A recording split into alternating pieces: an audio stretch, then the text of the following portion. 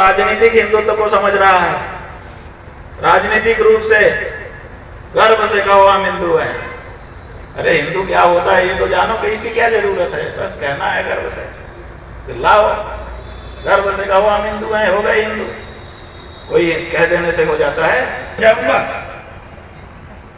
नहीं हो पाऊंगा, उसके लिए वैसा काम करना पड़ेगा। जो लोग बिना हिंदू धर्म को अपनाए हिंदू होने की बात कर रहे हैं वो बहुत बड़े धोखे में हैं। इस धोखे से उनकी रक्षा पता नहीं कौन करेगा। राजनेता तो नहीं कर सकते, ये तो तय है, क्योंकि राजनेता अपने स्वार्थ के लिए आपका उपयोग करेंगे। आपके लोग परलोक को सुधारने के लिए उनके पास कोई ना युक्ति है, ना विचार है, और ना तो कोई व्यवहार है, ना तो कोई योजना है। वो तो बताओ खड़े होकर। एक दिन समाप्त होगा, जीवात्मा को यमराज के दरबार में खड़ा होना पड़ेगा। उस समय ये नहीं देखा जाएगा कि ये ब्राह्मण था कि क्षत्रिय था कि वैश्य था कि शूद्र था, ओबीसी था कि एससी था कि सामान्य वर्ग से था। ये भी नहीं देखा जाएगा कि ये पार्टी में था कि बिना पार्टी का था। ये भी नहीं देखा जाएगा कि ये कौन सी पार्टी का था।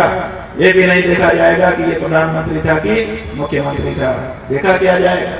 देखा जाएगा कर्म। और कर्म अगर गड़बड़ हुए तो नरक के सिवाय दूसरा कोई रास्ता नहीं मिलेगा। इस बात का भी विचार राजनेताओं को करना चाहिए। द्वेष या किसी राग से कोई बात नहीं कह रहे हैं। हम जो हमारे धर्मशास्त्र का सदुपदेश है वो आपको बताना चाहते हैं, और हमारे मन में केवल एक भावना है, वो ये है कि हमारा हिंदू समाज पाप के बोझ से मुक्त हो, उसके सिर पे पाप नहीं आना चाहिए, पाप ही ना रहे हमारा समाज। और इस समय सबसे बड़ा पाप आपके माथे पर गौ हत्या का आ गया है। 78 साल से गौ हत्यारी सरकारों को वोट देते देते अब बहुत पक्का हो गया है वो पाप। इसलिए उस पाप से हटाने के लिए आपको गोपाल मणि जी ने संकल्प कराया।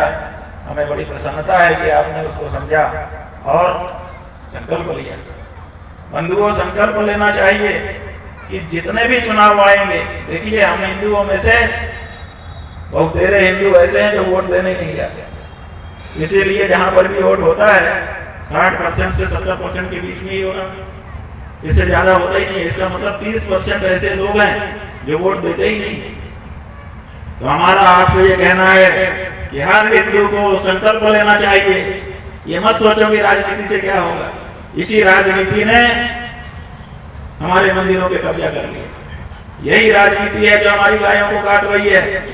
यही राजनीति है जो धर्माचार्यों को परे ढकेले हुए है। यही राजनीति है जिसने रामायण, महाभारत, वेद, शास्त्र इनकी पढ़ाई को देश में बंद करवा दिया है। यही राजनीति है जो पैसा दे रही है अंतरजातीय और अंतरधार्मिक विवाह करने के लिए, हमारी परंपराओं को भ्रष्ट नष्ट करने के लिए। यही राजनीति है जिसने भ्रष्टाचार को जन्म दिया है। यही राजनीति है जो भोगवादी संस्कृति को प्रश्रय दे रही है। यही राजनीति तो हमको बर्बाद कर रही है। इसलिए ये मत सोचो कि कौन भी भोग हमें कहानी, ये मंत्रा विचार सही नहीं है। अपनी पसंद का ठोका बजाया नेता सत्ता में लेकर के आओ, जो सत्ता में जाए तो हिंदू धर्म के खिलाफ कोई भी कार्य करने से बचे, सबका कल्याण करे। हम ये नहीं कह रहे हैं, हमारा हिंदुत्व ऐसा नहीं है कि किसी के विरोध में खड़ा हो तभी खड़ा रह सके, अन्यथा खड़ा ही ना हो पाए। हम तो सदा से रहे हैं, अपने पद पे खड़े होने वाले लोग हैं। इसलिए हम किसी की निंदा नहीं करते, सब अपने अपने ढंग से रहो। लेकिन जब कोई भी सत्ता, कोई भी शासन, कोई भी नेता हिंदू धर्म के विरुद्ध कोई कार्य करता है तो उसको सहने के लिए हम तैयार नहीं है, और हम अपने अनुयायियों को भी उसी रूप में तैयार करना चाहते हैं।